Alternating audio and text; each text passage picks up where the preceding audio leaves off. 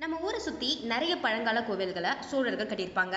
அந்த வரிசையில் சோழர்கள் கட்டின கடைசி கோவில் தான் இப்போ நீங்கள் பார்த்துட்டு இருக்க இந்த கோவில். ஆச்சரியமா இருக்குல்ல? இந்த கோவில் ரொம்ப குறிப்பாக ஒரு கோவிலை அச்சு அசலாக அப்படியே இந்த இடத்துல தத்ரூபமாக கொண்டு வந்திருப்பாங்க.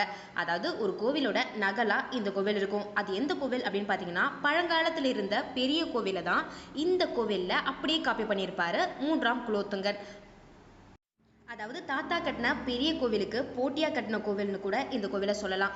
இப்போ பெரிய கோவிலும் இந்த கோவிலும் வேற மாதிரி இருக்கும். ஏன் அப்படின்னா, பெரிய கோவில்ல அதுக்கப்புறம் நிறைய பேரோட நிறைய மாற்றங்கள் நிகழ்ந்திருக்கும்.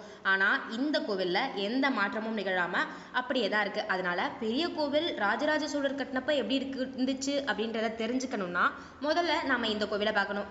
இந்த கோவிலுக்கும் பெரிய கோவிலுக்கும் எந்த மாதிரியான ஒற்றுமை இருக்கும்னா, இந்த கோபுர உயரம், பின்னாடி உள்ளது, அது மட்டும் இல்லாமல் சுற்றுச்சுவர், இதுலெல்லாம் தான் சேமா இருக்கும். உள்ளார பார்க்குற அமைப்பு முற்றிலும் வேற மாதிரியே இருக்கும். லிங்கமும் இங்கே சின்னதாக தான் இருப்பாங்க.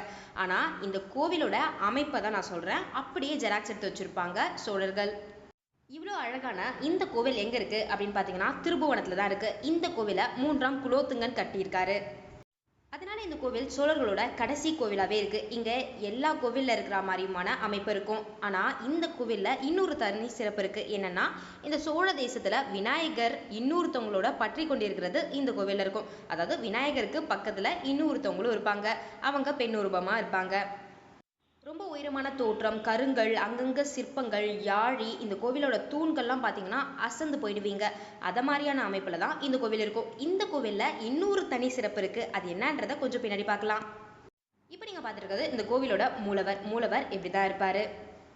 இதுக்கு பக்கத்துல அம்பாள் இருப்பாங்க. அதாவது தனி அமைப்புல அம்பாள் இருப்பாங்க. இந்த கோவிலை நீங்க சுத்தி வரணும்னா இங்கிருந்து இறங்குனீங்கன்னா இந்த கோவிலோட முழு அமைப்பும் தெரியும். இந்த கோவில்ல இப்படி நீங்க பாத்தீங்கன்னா, இது பெரிய கோவிலா இல்ல இது 3ஆம் குலோத்துங்கன் கட்டின கோவிலா அப்படின்றது ஆச்சரியப்படுவீங்க. ரெண்டுமே ஒரே மாதிரியான அமைப்புல இருக்கும்.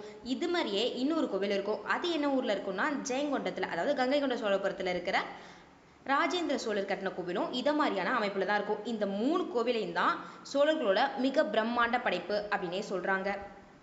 எதனால இந்த 3 கோவிலையும் சொல்றாங்க அப்படின்னா, இந்த 3 கோவிலுமே இந்த மாதிரி உயரத்துல ஒத்த அமைப்புல கொண்டதுங்க.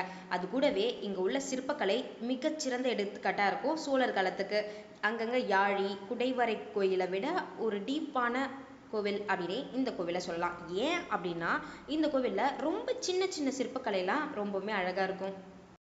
இந்த கோவிலோட இந்த கோபுரத்தோட கீழே நீங்கள் பார்த்தீங்கன்னா ஃபுல்லாக சிற்பக்கலை தான். ஒரு மனுஷன் போர் புரிகிறது, நின்றுக்கிட்டே பிரசவம் பார்க்குறது, நின்றுக்கிட்டே தோழிகளோட உட்காந்து பேசுறது, இது மாதிரி விஷயம்லாம் இருக்கும். ரொம்ப அழகாக இருக்கும். அந்த கீழெல்லாம் நீங்கள் பார்த்தீங்கன்னா மெய் சிலிர்த்து போகலாம். அந்த அளவுக்கு அழகாக, அவ்வளோ குட்டியாக, அவ்வளோ அழகாக கொடைஞ்சு வச்சுருப்பாங்க இந்த கோவிலை.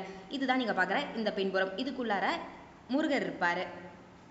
பெரிய கோவிலில் முருகருக்குன்னு தனி சன்னதியே இருக்கும். அது நாயக்கர்கள் கட்டது அப்படின்னு பேசிப்பாங்க. பெரிய கோவிலை கட்டியிருக்கும் போதும் முருகனுக்குன்னு இதை மாதிரி சன்னதியை தான் ராஜராஜ சோழர் வச்சிருந்திருப்பாரு. அதை காப்பி பண்ணி தான் இவரும் இங்கே வச்சிருந்திருக்கலாம். இந்த கோவில் பாடல் பெற்ற கோவில், அதாவது சிவபெருமானுக்கு பாடல் பெற்ற கோவில் மாதிரி இங்க அருணாகிரிநாதரோட திருப்புகழும் இருக்கு. முருகப்பெருமானுக்கு ரொம்ப உயரமான இந்த கட்டமைப்பு இதை மாதிரி நீங்க தஞ்சாவூரில் பார்க்கலாம், கங்கை கொண்ட சோழபுரத்தில் பார்க்கலாம். வேற எங்கேயும் பார்க்க முடியாது. திருவாரூர் கோயிலே வேற மாதிரியான தோற்றத்தில் தான் இருக்கும். இந்த கோவில் இந்த 3 கோவிலோட ஒற்றுமையை தான் சொல்லும். இந்த பின்னாடி பொசிஷன் மட்டும் எப்படி இருக்கும்னா, ஃபுல் அண்ட் ஃபுல்லு தஞ்சாவூரில் எப்படி இருக்குமோ அதே மாதிரியே தாங்க இவங்க அமைச்சிருப்பாங்க. ரொம்ப அழகா, ரொம்ப துல்லியமா, ரொம்பவுமே நல்லா இருக்கும். அதை மாதிரி அமைக்கலைனாலும் அதை பேஸ் பண்ணி தான் இதையும் கட்டியிருப்பாங்க. இது வெளிச்சுற்று. இது இங்கேருந்து வரும்போது இங்க அம்பாள் இருப்பாங்க, சண்டிகேஸ்வரர் இருப்பாரு. இன்னொருத்தவருக்கு இங்க சிறப்பு. யார் அப்படின்னா சரபேஸ்வரர். இவர் வல்லமை வாய்ந்தவர் அப்படின்னு சொல்லுவாங்க. அதாவது இவரை பத்தி பார்க்கணும்னா கொஞ்சம் டீப்பாவே போகலாம். இவர் சிவபெருமானோட ஒரு உருவம்.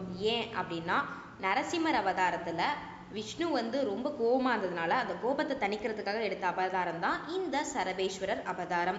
அந்த அவதாரம் இந்த கோவில்லையும் இருக்கு. இதை மாதிரி இன்னொரு கோவில்ல இருக்கும் இந்த தஞ்சாவூர் சரௌண்டிங்ல. எங்க அப்படின்னு பார்த்தீங்கன்னா துக்காட்சியில இருக்கும். அங்க ஆபத் சகாயேஸ்வரர் இருப்பாரு. அவர் கூட இந்த சரபேஸ்வரர் இருப்பாரு. இந்த கோயில் பொறுத்த வரைக்கும் சரபேஸ்வரருக்கும் ரொம்ப சிறப்பு அப்படின்னே சொல்லுவாங்க. ரொம்ப அழகாகவும் இருக்கும் இந்த கோவிலோட அமைப்பு. அதை மாதிரியே இந்த கோவிலுக்கு பின்னாடி நிறைய ரகசியங்களும் ஒளிஞ்சிருக்கு அப்படின்னு சொல்லுவாங்க. இந்த சரபேஸ்வரரோட தோற்றம் எப்படி இருக்கும் அப்படின்னு பார்த்தீங்கன்னா, நரசிம்மரோட தோற்றத்தை விட கொஞ்சம் கோரமாகவே இருக்கும் அப்படின்னே சொல்லலாம். சிவபெருமான் எடுத்த ரூபம் அப்படின்னும் இந்த ரூபத்தை சொல்லுவாங்க. இதை மாதிரியே சிவபெருமான் இன்னொரு ரூபத்தில் இருப்பாங்க. ஆனால் அதை பெண் தேவியாக கும்பிடுவாங்க. அது எங்கன்னா பிரத்யங்கா தேவி கோவிலில். அவங்க பில்லி சூனியம் ஏவல் எல்லாத்தையும் தடுத்து நிறுத்துவாங்க.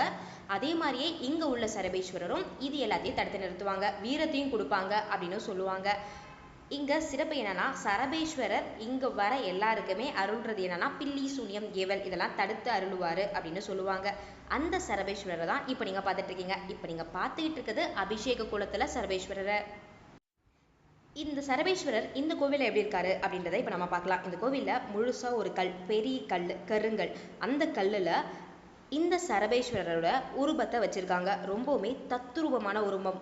இது கீழே இன்னொருத்தவங்கள பற்றிக்கிட்டு இருக்காங்க. மேபி அவர் நரசிம்மராக இருக்கலாம். ஆனால் இங்கே முழுசாக சரபேஸ்வரருக்கு தான் விசேஷம் அப்படின்னு சொல்லுவாங்க. அந்த கல்லை நீங்கள் பார்த்தீங்கன்னா தெரியும். ஃபுல்லாக சரபேஸ்வரர். ரொம்ப அழகான காட்சியாக இருக்கும் இந்த காட்சி. இங்கே சரபேஸ்வரருக்கு பூஜை நடக்கிறது இயல்பு அப்படின்னே சொல்கிறாங்க. ஆனால் இது எப்போ நடக்கும் அப்படின்னு பார்த்தீங்கன்னா சரபேஸ்வரருக்கு உகந்த காலங்களில் நடக்கும் அப்படின்றாங்க.